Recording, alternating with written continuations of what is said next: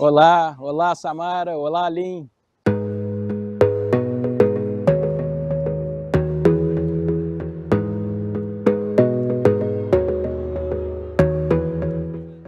Bom dia para vocês, vocês estão falando de Xangai, certo? Exatamente, Xangai. Ah, maravilha, maravilha. Morei em Xangai por quase 4 anos, é uma cidade muito legal, eu gostava muito de morar aí em Xangai. É verdade, é uma cidade que tem tudo, né? Tudo que você imaginar dá para encontrar aqui. É verdade. Não, legal. Pessoal, a Samara, o Lin, eu gostaria que vocês contassem um pouquinho para a gente, para a audiência do canal Valor da China, seja quem está assistindo ao vivo, ou então esse conteúdo também vai ficar no canal.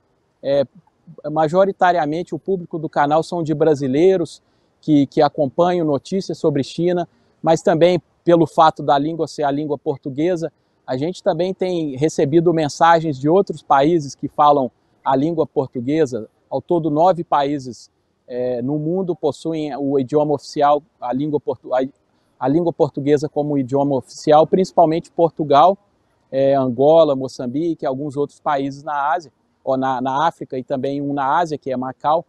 Eu gostaria que vocês contassem para a gente um pouquinho da experiência que vocês tiveram em mudar para a China, em como que foi a adaptação e como que está sendo morar na China e desenvolver negócios entre Brasil e China. Tá ótimo, Yuri. Bom, a nossa história com a China é de longa data, né? Do Lin é desde a barriga da mãe dele. E eu, especialmente, o nosso grupo, só explicando aqui rapidamente para vocês, o nosso grupo tem 28 anos em comércio exterior. Nós temos 10 empresas, no qual cada empresa faz uma parte da cadeia do Comex. E há mais ou menos uns 15, 20 anos atrás, a empresa já tinha a pretensão de estender internacionalmente aqui para a China, para a Ásia. Primeiramente, internacionalizamos para os Estados Unidos, mas sempre com planejamento estratégico para os também. E aí foi quando, há 10 anos atrás, eu conheci o Lin, já tinha uma empresa aqui, uma company, e foi onde, então, o Grupo Serpa comprou, adquiriu uma empresa também e transformamos a Training para uma empresa de consultoria e assessoria. Então, basicamente, a nossa história em termos de negócios, ela é assim, né? E de convivência com a cultura e com a dinâmica da China, no caso do Lin, né? Desde sempre pela família, parte taiwanesa, parte argentina, e eu especificamente mais há 10 anos. Ah, que legal, que legal. Muita experiência de China, do Lin muitos anos, a vida toda e também de Brasil. E você também já há muitos anos na China, muito legal. Como você comentou, o Grupo Serpa é um grupo muito grande. Você poderia falar um pouquinho mais quais serviços atualmente vocês prestam na China para empresários brasileiros e provavelmente para outras nacionalidades? Sim. No caso aqui da China, Yuri, atualmente nós temos 2 empresas. Essa empresa que é de consultoria e assessoria, onde a gente faz trabalhos, são diversos tipos de trabalhos, mas os principais são a avaliação de idoneidade da empresa chinesa, onde a gente avalia o grau de risco dessa empresa, ser a equipe do cliente aqui como gestão de compras deles, né? Tem empresas brasileiras e da América do Sul que tem essa constância de compras com a China e necessita de ter uma equipe aqui na China constante para ficar acompanhando de perto com os fornecedores, e também trabalhos de mediação, no qual, por exemplo, a empresa ela não fez esse trabalho preventivo e acabou que ela mandou o dinheiro para a empresa chinesa e não recebeu como gostaria, né? Ou nem chegou a receber o produto. E aí nós entramos com serviço de mediação e negociação nesses casos. E na nossa empresa, que é a Serpa Logistics Asia, nós coordenamos os embarques, tanto aéreos quanto marítimos, junto com os armadores e companhias aéreas.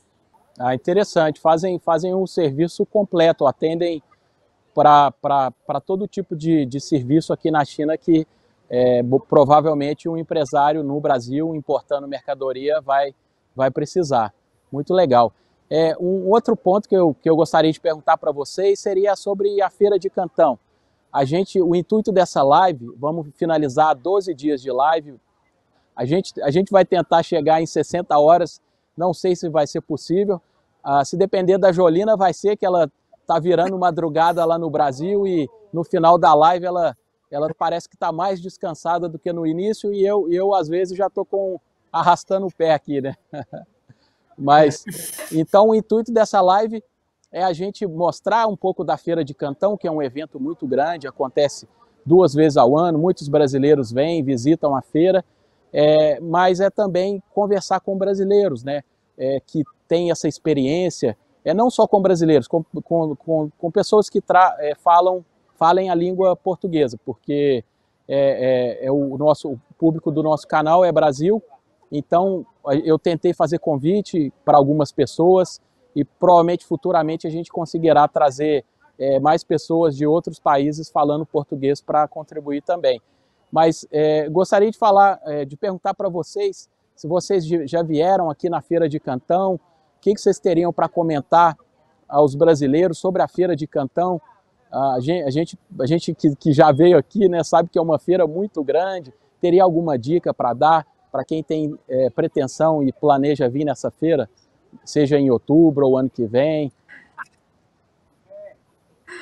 Vou deixar como especialista aqui. Não, a feira de Olá, Cantão, Ali. uma feira tremenda. Oi, tudo bem? A Feira de Cantão é uma feira tremenda, sabe? Vale a pena realmente atravessar tudo e vir até aqui, sim, porque é uma feira que não tem outra igual. Eu, pelo menos, não vi uma igual. Você pode ter muitas ideias, né? Você pode se perder também muito fácil, porque acontece tudo no tempo. A cidade, na época de Canton Fair, é uma outra cidade, né? Na atmosfera da...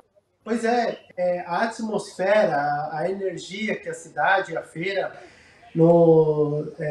essa experiência vale muito a pena, né? Qualquer pessoa que trabalha com comércio exterior ou gosta de conhecer outro tipo de cultura, ou queira um pouco de desafio, ou quer ideias para melhorar, talvez, a forma de vender, a forma de trabalhar, sempre a Canton Fair é uma opção.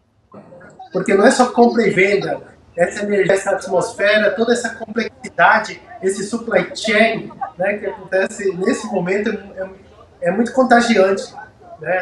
Sempre aprendemos bastante coisa lá. A gente fala que não paramos de aprender. Toda vez que vamos para lá, para essa feira, sempre tem algo para aprender. Excelente, excelente, é verdade. Porque é muito importante, igual o Lin falou muito bem, não só os negócios, mas para fazer negócio na China, você entender mais da cultura e sentir essa energia dos chineses, das pessoas, e estar aqui frente a frente é muito importante. É um aprendizado contínuo e eterno, né, Lin? Se para você aprende a cada dia, imagina para a gente que está aqui há poucos anos, né? Então é muito aprendizado, cada dia a gente aprende mais, muito legal. Uma pergunta que eu gostaria de fazer para vocês também é sobre as expectativas, as perspectivas para os próximos anos, um período mais de médio prazo, assim, falando em 3 anos, 5 anos, talvez até 10 anos, em relação aos negócios entre Brasil e China. Vocês veem mais oportunidades de negócio e essa relação entre os países se fortalecendo e cada vez mais brasileiros visitando a China, né, e esse intercâmbio cultural, talvez entre estudantes universitários. Vocês enxergam mais oportunidade aqui na China para brasileiros e também nessa troca, né, de mercadoria, de informação, numa maneira mais abrangente, além dos negócios, também a parte cultural, educacional, relação entre os países? Sim, eu acredito bastante que esses próximos 3, né, até 5, assim, apesar da China estar organizando-se bastante, a gente percebe que é uma outra China, né, é uma China mais organizada, né, mais cuidadosa, né, e, porém, ela está organizando a casa e o Brasil está cooperando muito com tudo que ela exporta, tudo que importa. O Brasil é um grande comprador, né? E agora está tornando o real mais forte ainda, né? Junto com o renminbi, a moeda chinesa. Se não me engano, parece que hoje também o pessoal lá do governo do Brasil está indo se encontrar com o governo da Argentina para fazer intercâmbio em reais. Então, esta promoção de comércio está muito forte. E em relação à parte da cultura, bom, China são, né, países muito grandes. Então, é impossível só ficar na parte do business, dos negócios. Tem muito que se aprender ainda e provavelmente não vamos conseguir, infelizmente, aprender tudo que se tem para ver em toda a parte da China, toda a parte do Brasil. Você vai norte, sul, leste e oeste do Brasil, a abordagem com os clientes é diferente. Uma pessoa de Belém do Pará, temos que abordar diferente com uma pessoa de São Paulo, que é diferente do, né, carioca, e na China a mesma coisa. Então, quanto mais se promover essa cultura, vamos tentar, né, encurtar essa distância. E eu acredito que nesses próximos anos, né, tá sendo muito incentivo para isso acontecer, com mais força. Ah, maravilha, maravilha, Não, muito bom. E não só, lembrei agora só de mais um item, não é só educação ou, por exemplo, ou negócio, mas também artes, né? As artes contemporâneas brasileira, elas estão em toda a parte de Xangai, a gente consegue ver, seja nos shoppings, seja em algumas galerias, um museu, né? Seja no Starbucks, né? Eles colocam alguma arte brasileira. Então, cada vez mais estamos vendo essa presença do Brasil intelectual na China. Olha que interessante, olha isso que o Lin está falando, muito interessante. Muita gente desconhece isso, né? Então, e o Brasil é muito rico, né, artisticamente, e que bom ouvir isso, que a gente está a cada dia vendo mais artes, né, e mais peças de artistas e da nossa cultura brasileira aqui na China. É um mercado tão grande, né? Que legal. Uma pergunta seria essa, particularmente para o Lin, pelo grande conhecimento assim, de China, né, por ser chinês, ter nascido aqui, em relação ao idioma. Muitos brasileiros, até mesmo alguns que moram aqui em pouco tempo, não têm uma noção da complexidade que é o mandarim. Desculpa, não o mandarim, mas as línguas na China, porque são muitas línguas, muita gente. A gente até conversou com alguns convidados que citaram, eu já viajei, no início eu viajei com um chinês e ele mesmo não entendeu o idioma de uma outra pessoa.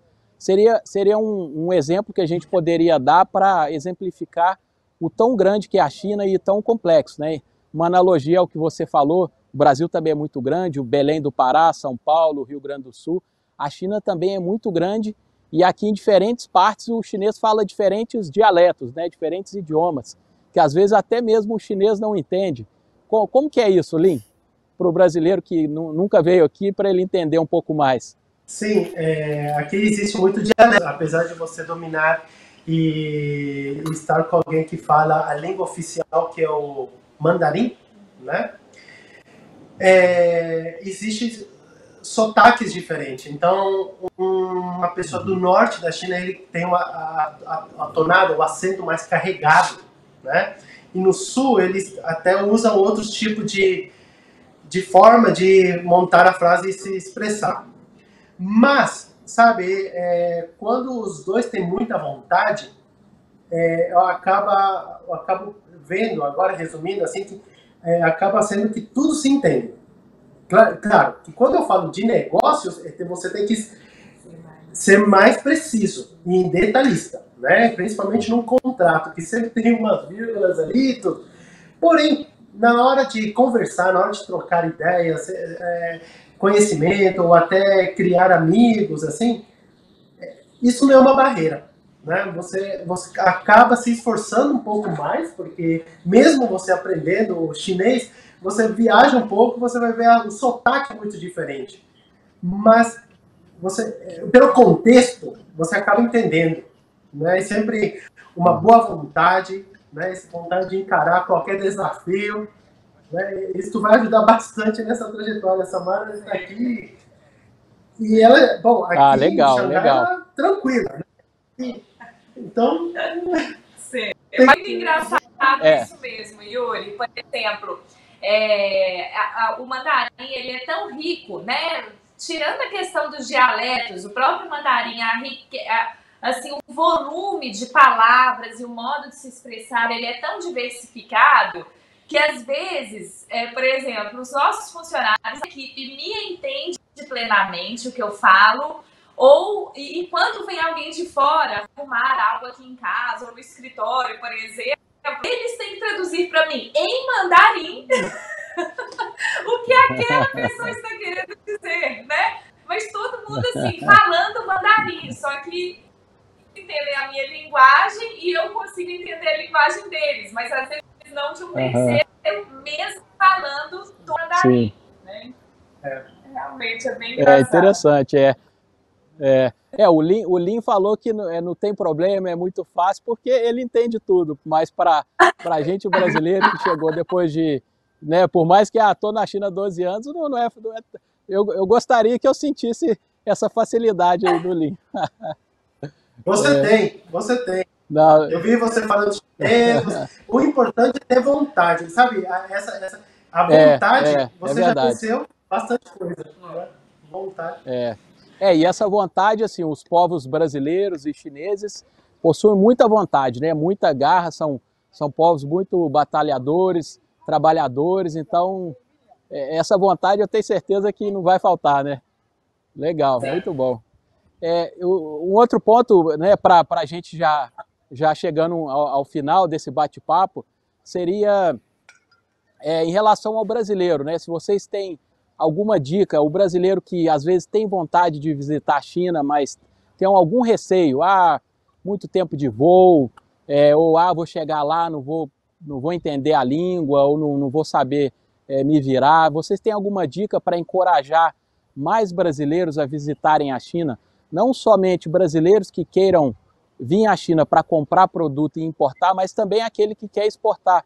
Porque eu vejo muitas vezes brasileiros que querem exportar para a China e nunca vieram à China. Eles querem, às vezes, mandar uma amostra e achar algum distribuidor e não quer gastar muito tempo, né, com isso e tempo para conhecer mais a China. Então, vocês teriam alguma dica para encorajar mais esses brasileiros a visitarem e conhecerem mais a China? Yuri, que o brasileiro, ele dentro da sua própria casa, né, dentro do próprio Brasil, é um povo muito aberto, né, sempre alegre, muito corajoso, né, com muita força de vontade, igual você mesmo falou. Mas quando a gente parte do cenário internacional, eu acho que esse brasileiro, a maioria deles, perde essa força que ele tem, sabe? Essa força interna mesmo. E ele parece que ele fica tímido e ele não sabe o que fazer fora, né? Eu digo isso tanto no perfil de importadores quanto de exportadores. A gente acompanha muitas reuniões aqui e às vezes assim, grandes executivos, no qual a gente já teve a oportunidade de ver eles fazendo reunião no Brasil. Quando eles partem para cá, parece assim uma criança, né? Parece que perdeu toda aquela força. Então, o que eu acho que assim, a melhor dica para o brasileiro é ter uma autoconfiança. E entenda que esse jeito brasileiro é orgulho também de ser, né? E que se você agir dessa forma no exterior, as chances de ter sucesso no seu negócio aumentam significativamente, porque os estrangeiros gostam desse estilo. É só realmente a pessoa criar essa autoconfiança também quando estiver no cenário internacional. Muito bom, ótimo ponto, ótimo ponto.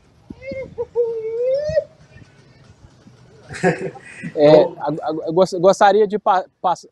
desculpa, Lins, se tiver alguma coisa para Não, é isso adicionar. Mesmo, eu concordo plenamente com o que a Samara disse mesmo, tem que ter essa coragem, né? E eu sempre lembro que meus pais viajavam muito, eles falavam assim para mim: agora, enquanto é jovem, você pode ir mais longe, depois quando você ficar mais velhinho, você viaja para um lugar mais perto, mas sempre viajando, né? Sempre vendo, porque quando a gente viaja, a gente aprende muita coisa, a gente encara desafio bom, tem gente que também não gosta, né? Mas é muito difícil você ficar muito tempo fora da China, porque se você trabalha no comércio exterior, já que aqui o foco é chegar a ser primeiro mundo, né? Primeiro país do planeta na parte da economia.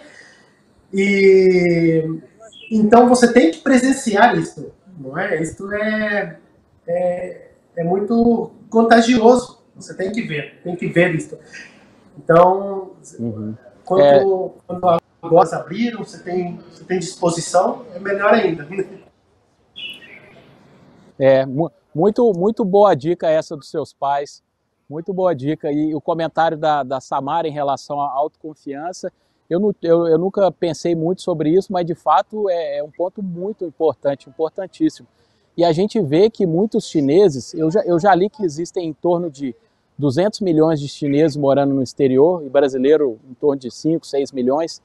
E no Brasil a gente encontra muitos chineses que vão para lá, só falam mandarim, não falam português, não falam inglês e vão empreender, montando um comércio. Então é muita, de fato, autoconfiança, e chegam lá depois de um tempo, aprendem o inglês, aprendem o português, empreendem, vão crescendo os negócios. Então tem que ter essa coragem, essa autoconfiança, que trabalhando e fazendo um trabalho sério, com certeza vai dar certo. Legal. Eu gostaria, pessoal, Samara, Lin, de passar os comentários finais, se vocês quiserem adicionar alguma informação, fiquem à vontade para falar o que quiserem. E em seguida a gente agradece novamente a participação de vocês e encerra esse bate-papo, mas já ficando um convite para a gente fazer o próximo. A gente sabe que a agenda de vocês é muito apertada, então eu agradeço muito por esse espaço na agenda e por vocês contribuírem com essa informação rica, essa experiência que vocês têm. Nós que agradecemos, Yuri. E vocês, estando aqui em Xangai, já estão convidados a tomar um chá ou um café aqui conosco. Obrigado. Combinado. Apesar da agenda ocupada, e toda a China está correndo, o Brasil também fica madrugando, tudo isso, a gente gosta muito, né, do seu trabalho, da sua pessoa, da sua equipe, né? Sei que é muito raro e pouco fazer essa live para o público que fala a língua portuguesa, estando aqui na China, é muito raro, não sei se eu conheço o segundo, né? Raro do raro. E meus parabéns ao seu trabalho, e apesar de estar muito ocupado, todas as suas mensagens a gente tenta responder muito rápido, e quando a sua equipe, os seus amigos estiverem em Xangai, né, clientes, tudo, a gente sempre pode se organizar para dar boas-vindas a vocês aqui.